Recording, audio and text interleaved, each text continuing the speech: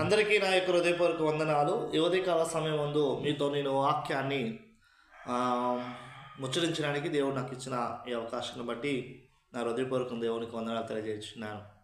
వాక్యానికి వెళ్ళే ముందు ఈ 2026 సంవత్సరంలో మరి యొక్క ప్రారంభ నెల, మరి ప్రారంభ దినాల్లో మనం అందరం కూడా ఉన్నాం. అయితే మీరును మీ కుటుంబ సభ్యులందరూ కూడా ఆనందంతోనూ సంతోషంతోనూ సమాధానంతోనూ మీరు ఉంటారని ఆశిస్తూ, మరి దేవుడు ఈరోజు ఒక తలంపును దేవుడు నాకు కలుగజేశాడు. అదేమిటంటే దావీదు కుమారుడైన సొలొమోను రచించిన సామెతలు 15:32 వచనంలో ఒక మాట రాయబడిన మాట మనము ధ్యానం చేయగలుగుతున్నాం. ఏంటి ఆ మాట అంటే, గద్దింపును వినివాడు వివేకి అగును అనే మాట మనం చూడగలుగుతున్నాం. మరి మనం వివేకవంతులుగా ఈ 2026 సంవత్సరాన్ని మనం ప్రారంభించాలి అని అంటే, ఈ 2026 సంవత్సరంలో అందరి ఎదుట, దేవుని ఎదుట మనం వివేకవంతులుగా జీవించాలంటే మనం ఒకటి చేయవలసిన పని ఒకటి ఉన్నది. అది ఏమిటంటే గద్దింపుకు లోబడాలి అనే విషయాన్ని మనము తెలుసుకోవాల్సిందిగా కోరుచున్నాను. అయితే గద్దింపుకు లోబడాలి. ఎవరు గద్దింపుకు లోబడాలి? ఒకవేళ నువ్వు భర్తవైతే భార్య గద్దింపుకు లోబడాలా? ఒకవేళ నువ్వు భార్య అయితే భర్త గద్దింపుకు లోబడాలా? ఒకవేళ నువ్వు కుమారుడు అయితే తల్లిదండ్రులు గద్దింపుకు లోబడాలా? ఒకవేళ నువ్వు సహోదరి అయితే నీ అన్న గద్దింపు లోబడాలా? ఒకవేళ నువ్వు తమ్ముడు అయితే నీ అక్క గద్దింపు లోబడాలా? లేదా ఇవి ఎవరు కాకుండా ఒక ఉద్యోగస్తుడు అయితే నీ యొక్క ఉద్యోగ అధికారి యొక్క విషయం గద్దింపు లోబడాలా? లేదా కూలివాడు అయితే నీ యజమానులను లోబడాలా? లేదా ఈ లోకస్తుడు అయితే లోకం గద్దింపుకు లోబడాలా? ఎవరు గద్దింపు లోబడాలి? 2026 సంవత్సరంలో ఎవరు గద్దింపుకు నువ్వు లోబడితే వివేకవంతుడు అవుతావు, ఎవరు గద్దింపుకు నువ్వు లోబడితే వివేకవంతురాలు అవుతానని ఆలోచన చేస్తే దేవుని యొక్క గద్దింపుకు లోబడాలి. ఆయనని హెచ్చరిస్తుండేటప్పుడు, ఆయన నిన్ను సరిచేస్తుండేటప్పుడు, ఆయన యొక్క వాక్య విధానాన్ని నీకు హృదయానికి తాకుతుండేటప్పుడు, గుచ్చుకుంటున్నప్పుడు ఆ వాక్యాన్ని నువ్వు లోబడి, ఆ వాక్యం నాతోనే మాట్లాడుతుందని నేను విశ్వసించి ఆ వాక్యాన్ని నువ్వు వెంబడించగలిగినప్పుడు, మరి ఈ 2026 సంవత్సరం అంతటిలో నువ్వు కుటుంబంలోనేమి, భార్య ఎదుటేమి, భర్త ఎదుటేమి, బిడ్డల ఎదుటేమి, అన్నదమ్ముల ఎదుటేమి, అక్కజల్లుల ఎదుటేమి, సంఘంలోనేమి, లోకస్తులోనేమి, ఎవరి ఎదుటైనా కూడా నువ్వు వివేకవంతుడిగా ఉండగలుగుతావు. అయితే రండి, మరి ఈ గద్దింపుకు లోబడే వారికి కలిగే మరి లాభాలు లేదా మేలు ఏంటో మనం చూద్దాం. మొదటిగా మరి ఇదే సామెతలు 13-18 వచ్చిన మనం చూడగలిగినట్లయితే అక్కడ ఒక మాట రాయబడిన మాట మనం చూడవచ్చు. గద్దింపును వినువాడు ఘనతనందును. దేవుని యొక్క గద్దింపుకు లోబడేవాడు ఏం పొందుతాడు అని అంటే, మొదటిగా ఘనతనందుతాడు. మనుషుల చేత ఘనతనందుతాడు, అధికారుల చేత ఘనతనందుతాడు, మరి తన కింద ఉన్న వారి చేత ఘనతనందుతాడు, తన పై ఉన్న వారి చేత ఘనతనందుతాడు. ఆ ఘనత ఈ 2026 సంవత్సరం నువ్వు పొందుకోవాలనుకున్నట్లయితే దేవుని గద్దింపుకు లోబడాల్సిందిగా నేను కోరుచున్నాను. పిల్లరా, మరి ఈ దినము ఏదో మనం వెళ్ళాము, ఏదో వచ్చాము, ఏదో చదివాము అన్నట్టుగా కాకుండా వెళ్ళిన వాటికి, చదివిన వాటికి ప్రయోజనకరంగా ఉండాలి అని ఆలోచన చేయగలిగినట్లయితే, అనుదినము దేవునితో మాట్లాడుతున్న మాటకు నువ్వు లోబడగలిగేవాడు అయితే ఈ మాట విను. నీకోసమే దేవుడు మాట్లాడుతున్నాడు. ఇలా వీడియో చూస్తున్న ప్రతి ఒక్కరూ కూడా చాలా శ్రద్ధ కలిగి దేవుని వాక్యం వినాల్సిందిగా కోరుచున్నాను. దేవుడు నీతో మాట్లాడుతున్న ప్రతి మాట నీ శ్రేయస్కరమే. దేవుడు చెప్తున్న ప్రతి మాట నీ బ్రతుకు దిద్దడానికి కోసమే.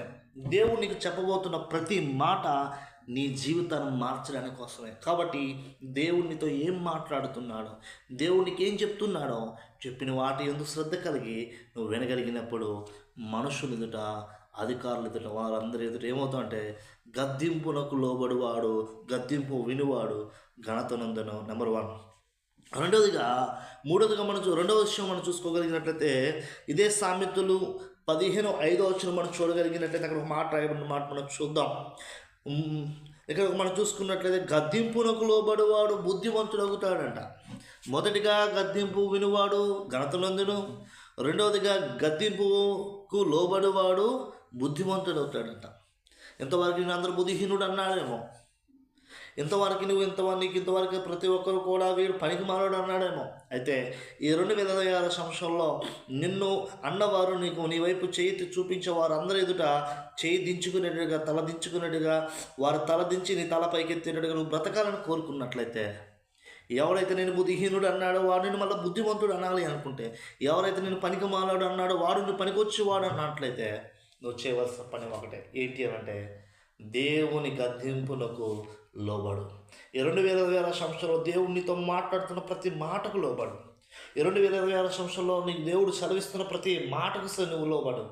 అలాగైతే ఈ 2026 సంవత్సరంలో బుద్ధిహీనుడు అన్న వారందరూ కూడా వీడు బుద్ధిమంతుడా అని చెప్పే స్థితి దేవుడు నీకు కలుగజేస్తాడు. మూడోదిగా గద్దింపుకు మనము లోబడినట్లయితే గద్దింపు మనకేం చేస్తుందంటే తైలాభిషేకం అంట, మన అభిషేకిస్తుంది. అభిషేకించడం అంటే ఆనాటి దినాల్లో మరి ఆ యొక్క సౌలు రాజాని సౌలు యొక్క సింహాసనం తొలగించేటప్పుడు, సౌలు స్థానంలో మళ్ళీ ఒక రాజును ఎన్నుకోవాలనుకునేటప్పుడు సమూయేలును దేవుడు మాట్లాడాడు. సమూయేలు పలానా ప్రాంతానికి, పలానా ప్రదేశానికి, పలానా వ్యక్తికి వెళ్ళమని చెప్పేటప్పుడు, మరి సమూయేలు వెళ్ళేటప్పుడు యెషయా అనే బెత్లెహేం గ్రామంలో యెషయా అనే వ్యక్తి దగ్గరికి వెళ్ళినప్పుడు, ఆ యెషయాను దర్శించేటప్పుడు తన కుమారులు ఒక్కొక్కరు పిలిచేటప్పుడు తన ఎత్తును చూసి, తన హైట్ని చూసి, తన అందాన్ని చూసి, తన యొక్క బలాన్ని చూసి ఈయనే తన సింహాసనాన్ని అధిగమించేవాడు, సింహాసనం కూర్చునేవాడు అని ఆయన మాట్లాడుతునేటప్పుడు దేవుడు అన్నాడు, మనుషులు పైవాటులు చూస్తాడు కానీ దేవుడు అంతరంగమును చూసేవాడు. Praise the Lord. కాబట్టి నా ప్రియ సహోదరులారా, ఆ క్షణము దావీదును దేవుడు ఎన్నుకున్నాడు. దావీదుని సమూయేలు చేత దావీదును అభిషేకించి ఇజ్రాయేల్ రాజ్యానికే ఏమైందంటే రాజుగా నియమించుకున్నాడు. మరి ఈ 2026 సంవత్సరంలో దేవుడు ఏ పనిలో నేను అభిషేకించాలనుకుంటున్నాడో, ఏ ఆలోచనలో నేను అభిషేకించాలనుకుంటున్నాడో, ఏ స్థితి ఎందు, ఏ స్థానం ఎందు నేను అభిషేకించాలనుకుంటున్నాడో, మరి ఆ అభిషేకం పొందుకోవాలనుకుంటే దేవుని గద్దింపుకు లోబడాల్సిన వాడుగా ఉన్నామని నేను నమ్ముచున్నాను. ఇప్పుడు మరొక విషయాన్ని మనం చూసుకోగలిగినట్లయితే, మరి గద్దింపుకు మనం లోబడితే గద్దింపు మనకేం కలుగు చేస్తుందని ఆలోచన చేస్తే, మరి గద్దింపు సామెతలు 6:23 చూసుకున్నట్లయితే గద్దింపు అంట మనకు జీవ మార్గమును చూపిస్తుందంట. ఏం చేస్తుందంటే మనం చూద్దాం ఒకసారి. సామెతలు 6:23 మీరు కూడా బైబిల్ తెరవండి. బైబిల్ తెరిచి ఈ మాటలు మీరు చూడాల్సిందిగా మనం చేయించున్నాను. ఏమన్నాడు సామెతలు 6:23 మనం చూసుకోగలిగినట్లయితే ఏమంటున్నాడు, ఆజ్ఞ దీపముగాను ఉపదేశము వెలుగుగాను ఉండేను, శిక్షార్థమైన గద్దింపు జీవ మార్గం. శిక్షార్థమైన గద్దింపు అంట. మరి గద్దింపు కొన్ని సందర్భాల్లో మనల్ని మార్చడానికి, మన బ్రతుకు, మన తల్లిదండ్రులు ఏం చేస్తుంటారు, ఒక్కోసారి మనల్ని ప్రేమిస్తాడు, మరొకసారి దండిస్తుంటారు. అయితే ప్రేమించేటప్పుడు మనకు చాలా హ్యాపీగా ఉంటుంది, కానీ దండించేటప్పుడు చాలా కష్టంగా ఉంటుంది. కానీ ఆ దండించే విధానం లేకపోతే మన జీవిత విధానం మార్చబడదు, మన బ్రతుకు మార్చబడదు, మన మార్గాలు మార్చబడవు, మన తలపు మార్చబడదు. కాబట్టి తల్లిదండ్రులైన వారు ఎప్పుడు కూడా ప్రేమించేవారుగా ఉండాలా, అదేవిధంగా శిక్షించేవారుగా ఉండాలా. అలా ఏ తల్లిదండ్రులు అయితే ఉంటారో ఆ బిడ్డలు జీవ మార్గంలో వారి స్థితి బాగునే ఉంటుంది అని ఈ రోజున మీరు తెలుసుకోవాల్సిందిగా కోరుచున్నాను.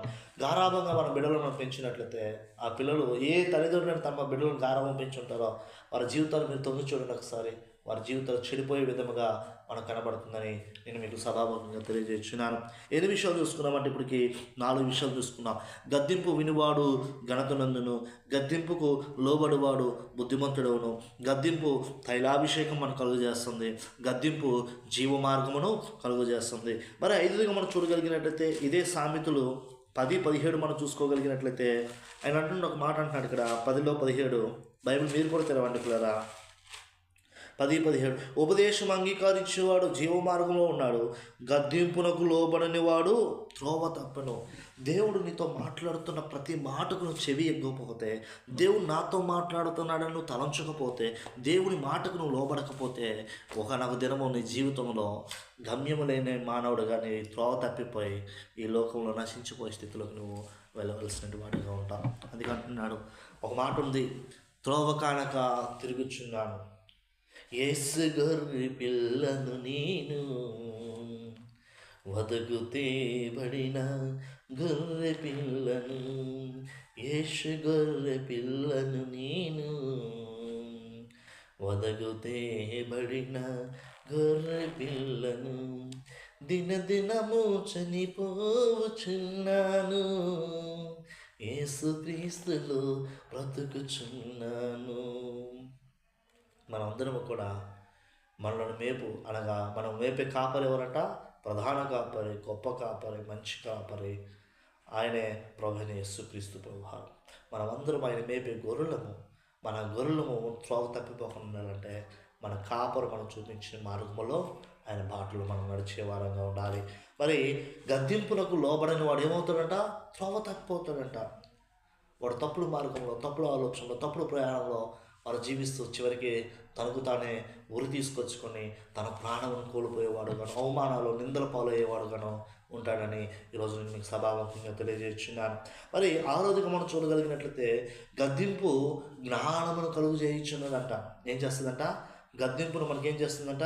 జ్ఞానము కలుగు చేయను. సో ఎవరైతే దేవుని యొక్క గద్దింపుకు లోబడతారో వాడికి జ్ఞానము కలుగుతుంది. ఒకనొక దినము దావీదు మహారాజు ఒక పాపము చేసేటప్పుడు తన దగ్గర ఉన్న చిన్న ప్రవక్త వెళ్ళి ఆ యొక్క రాజును గద్దించేటప్పుడు ఆ గద్దింపుకు లోబడిన వ్యక్తికి ఏం కలిగిందంటే జ్ఞానం కలిగి వెళ్ళి పశ్చాత్తాపం పొంది దేవుని దగ్గర క్షమించబడి మళ్ళీ తన యొక్క జీవితాన్ని తను మళ్ళీ పూర్వవైభవం కలిగే జీవితాన్ని మళ్ళీ తను నూతనంగా కట్టుకోగలిగాడు. మనం ఈరోజు కూడా ఇంతవరకు మన జీవితంలో ఎన్నో సందర్భాలు ఎన్నోసార్లు దేవుడు మనల్ని గద్దించినప్పటికీ మనం లోబడలేదేమో, మనం వినలేదేమో, మనం అంగీకరించలేదేమో, మనం గ్రహించలేదేమో, అందుకే మన జీవితాలు ఎలా ఉన్నాయేమో. ఒకసారి దేవుని గద్దింపుకు నువ్వు లోబడిన వాడితే జ్ఞానమే నీకు కలుగు చేయబడుతుందని నేను మీకు సభాముఖంగా తెలియజేస్తున్నాను. మరి ఒక విషయం మనం చూడగలిగినట్లయితే 7వదిగా మనం చూడగలిగినట్లయితే గద్దింపునకు అసహించుకునేవాడు పశుప్రాయుడంట. సో దేవుని యొక్క గద్దింపును అసహించుకోకూడదు. దేవుని గద్దింపును ప్రేమించాలి, దేవుని గద్దింపుకు లోబడాలి, దేవుని గద్దింపుకు ఇష్టపడాలి. ప్రభా నన్ను సరళం చేస్తున్నందుకు, ప్రభా నన్ను మారుస్తున్నందుకు, ప్రభా నన్ను బలపరుస్తున్నందుకు, ఈ విధంగా నువ్వు నన్ను జీవితంలో మళ్ళీ లేవనెత్తుతున్నందుకు నీకు వందనాలు అని దేవుని గద్దింపు లోబడాలి. కానీ దేవుని గద్దింపును అసహించుకునే వాడు ఏమవుతాడంటే పశుప్రాయుడని మరి చూడగలిగినట్లయితే సామెతలు 12:1 మనకు మాట మనకు కనబడుతుంది. చివరిగా గద్దింపును ద్వేషించేవాడు ఏమవుతాడంటే మరణానికి నొందుతాడు. గద్దింపును ఎప్పుడు కూడా మనం ద్వేషించకూడదు. లోకంలో ఉన్న మనుషులు, లోకంలో ఉన్న వారి యొక్క తలంపులను, లోకంలో ఉన్న వారి యొక్క చర్యలను మన లోబడకపోయినా పర్లేదు, వారిని ద్వేషించిన పర్లేదు, కానీ దేవుని గద్దింపును మనం ద్వేషించేవారుగా ఉండకూడదు.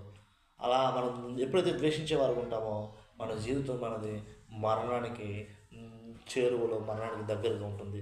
కాబట్టి నా ప్రియ సహోదరి సహోదరులారా, మరి వాక్యం వింటున్న మీ జీవితాల్లో కూడా ఇక నుంచైనా దేవుని గద్దింపుకు లోబడి మీరు ఈ యొక్క విషయాలని ఘనత ఉండేవారు గాను, బుద్ధిమంతులు గాను, తైలాభిషేకం పొందుకునేవారు గాను, జీవ మార్గం కలిగి ఉండేవారు గాను, తర్వాత త్రోవ తప్పనివారు గాను, అదేవిధంగా చూసుకున్నట్లయితే జ్ఞానము పొందుకునేవారు గాను, మరి పశుప్రాయుడుగా కాకుండా ఉండేవారు గాను, మరి మరణం నొందనటి వారు గాను మీరు ఉంటారని నమ్ముచు దేవుడికి మాట దీవించి ఆశీర్వదించును గాక. ఆమేన్. మీకును మీ కుటుంబ దేవుడు నిత్యము నిరంతరము శాంతి, సమాధానం, ఆరోగ్యము, ఆయన కృప అనే వాక్యాలతో మీకు నిరంతరము నడిపించును గాక. ఆమేన్. ఆమేన్.